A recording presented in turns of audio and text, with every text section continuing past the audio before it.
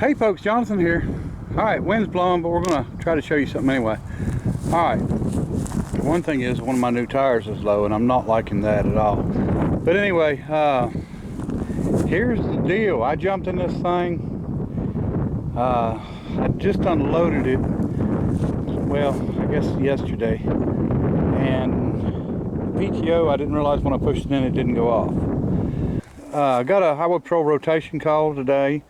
And they was pretty, urgent when it's in the middle of the road. So they claimed it was a rollover, and it was in the middle of the road.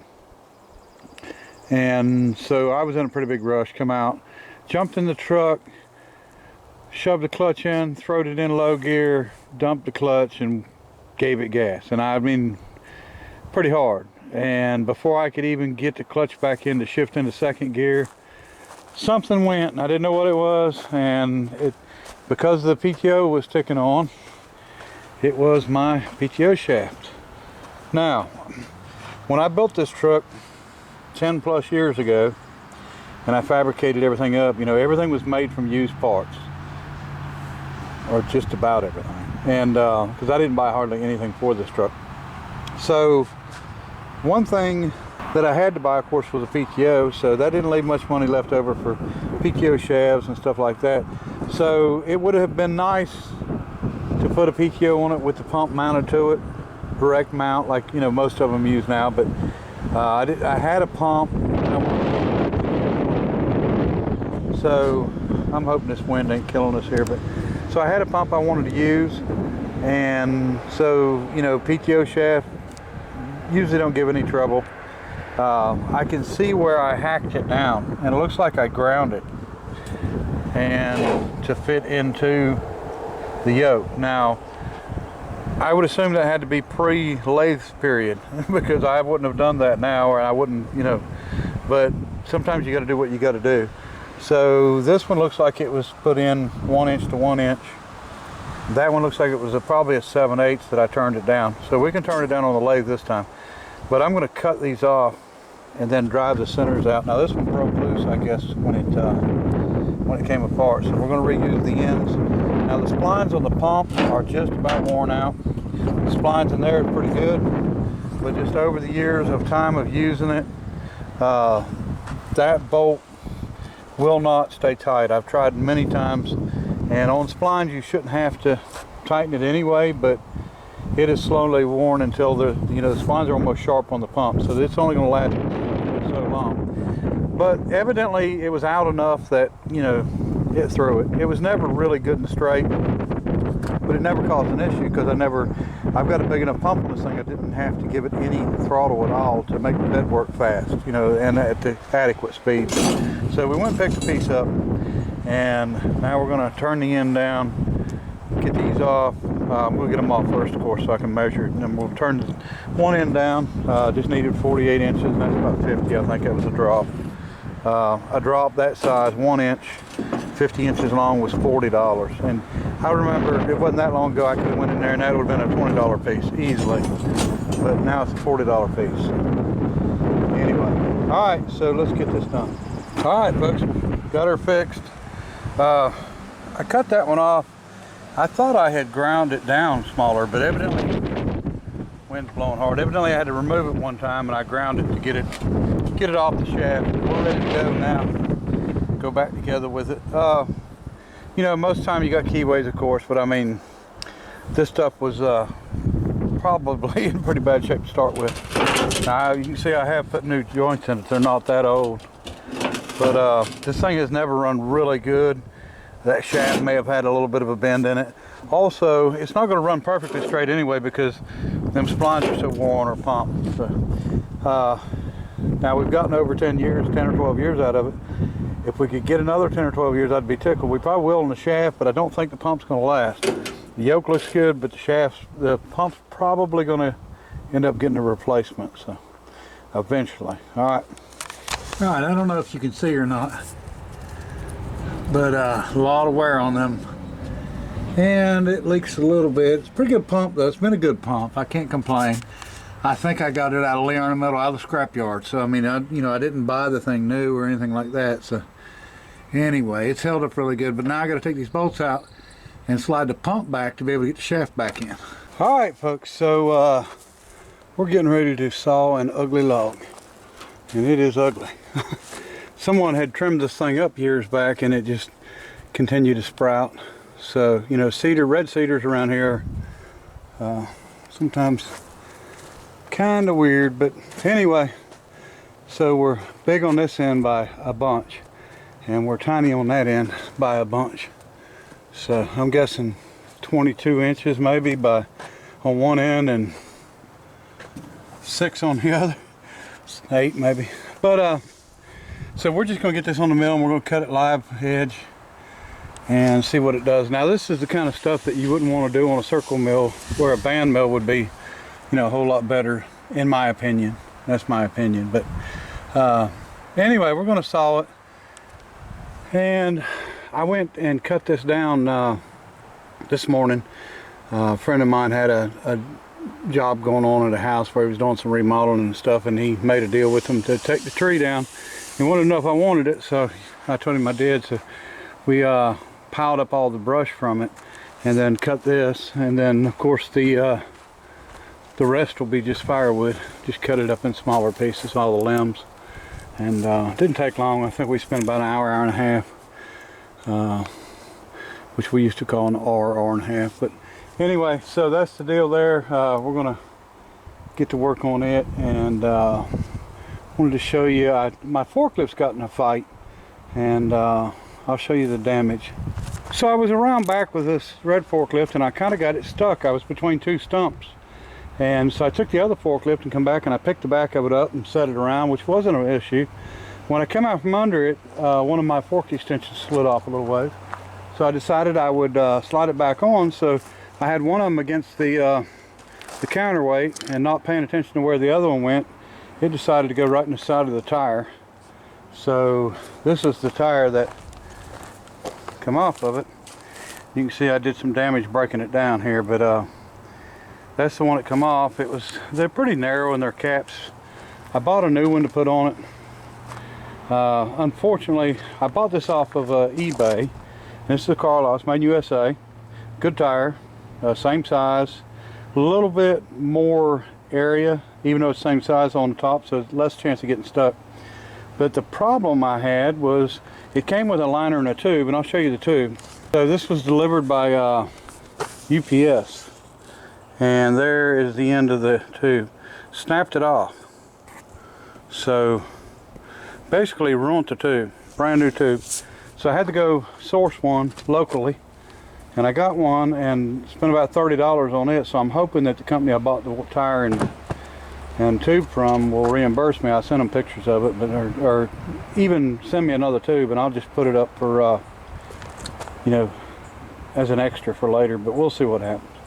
But anyway, that's what happens when a fork hits a tire, especially a tire. This was luckily there was a slice in the tire that was on here originally, and it didn't hit it at the slice, but it hit it close to it. But you know, it wasn't going to last for so long anyway. But you know, it is what it is. So we're using this one again, and we're going to go ahead and get this log on the sawmill and see if we can get it sawed. Well, it's on the mill. I'm going to have to do some trimming though. Boy, that's rough. I don't know. Yeah, we're gonna have to put it on a diet a little bit here so we can fit it on the, or get the carriage to run down it. But I think we can work with it. Don't know. It's gonna be some weird wood, but I guess it's better than throwing it away, right, or burning it. We'll see what happens. All right.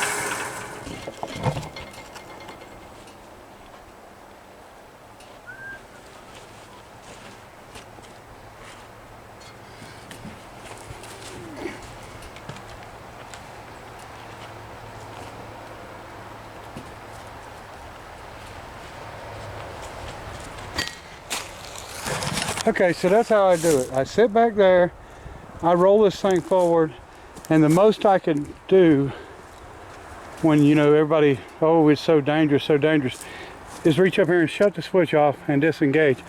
And I'm on the back side, so I'm still not even close to the blade. You know, people, believe it or not, I've seen a post where someone said that I was going to eventually kill myself with this thing.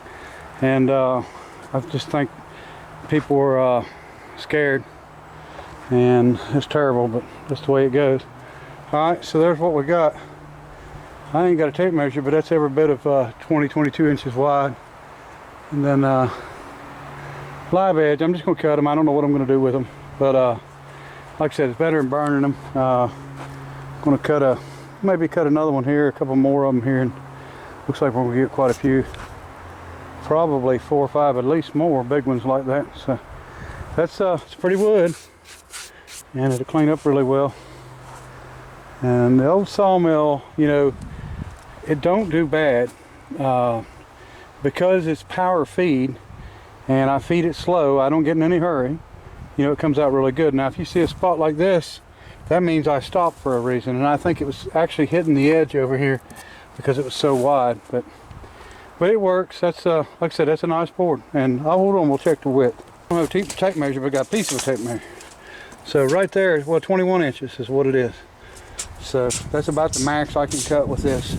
And I didn't build it, you know, to cut it any wide specs or anything. I just wanted some wood, but we're just playing now.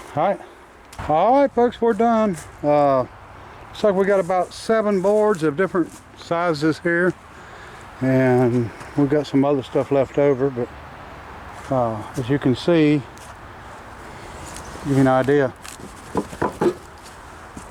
cut really thin, cut down to nothing. So that's what we ended up with, and it's some really pretty wood. A lot of people pour water on it and show you what it looks like. Well, I ain't got any water. If I did, I'd pour a little on it, but just trust me, when you polyurethane that, it's gonna look really good. So anyway, before I moved my forklift, I went ahead and changed the fuel pump on it. I got my mechanical on now, so I like it a lot better. You can prime it with the hand primer, and then fuel pumps, they're designed for gas, and I'm using them for diesel, and they just don't want to pump that diesel good, so we've got that taken care of. So all right, I don't know what's next, but this was not supposed to be done today, but just something I decided I wanted to do. You know, sort of that squirrel mentality. I jumped in there. So I did get an inspection today for Moore County Highway Patrol. Passed. That's done. Now on to Harnett County. We're waiting on them next. So yeah, it's been pretty hectic lately. We're getting her. All right, wasn't sure if I showed you or not, but here is an air compressor I picked up. Made in Milwaukee, Wisconsin. Milwaukee Air Power Pump Company, actually. Okay, so this was used, kind of a weird setup. I've got a brochure for this thing, or a copy of the brochure. So this would have pressurized the tank, and which made it draw water out of a cistern into another tank, which would have pressure in your house. So what it says, it was actually hooked to a 2.5 horsepower hit and miss engine, and it said that if you would start it up and run it like 5 minutes a day, that's all you needed to run it to be able to keep water pressure for the full day. And I've got a picture of the brochure, I think somewhere. If I can find it, I'll post it with it. But I thought it was a neat air compressor. Picked it up at the swap meet on Friday before I went to steam school. And I got a little engine also. This is just a little Leroy 2-cylinder power unit, probably 10 or 12 horsepower. I got a flat belt pulley. It's not stuck, it's in pretty good shape. And this was also made in Milwaukee, Wisconsin. And it hasn't been messed with. It's got the old plug wires and still got the old wire on it, cloth wire. So I think that this probably wouldn't take a whole lot to get running. I think the valves are stuck, and because they don't have a lot of compression or much compression at all. Have gear reduction for the belt pulley, so it would probably, it wouldn't pull our edger, but it would probably do good on a slab saw or something like that. So maybe we'll get her running, hook her up sometime, just see what it'll do. All right, so I got to figure out what I'm going to do with this wood, but Got a lot of projects coming up. I'm going to try to do some filming. We'll get some more videos on. Appreciate everybody watching. Till next time. Bye.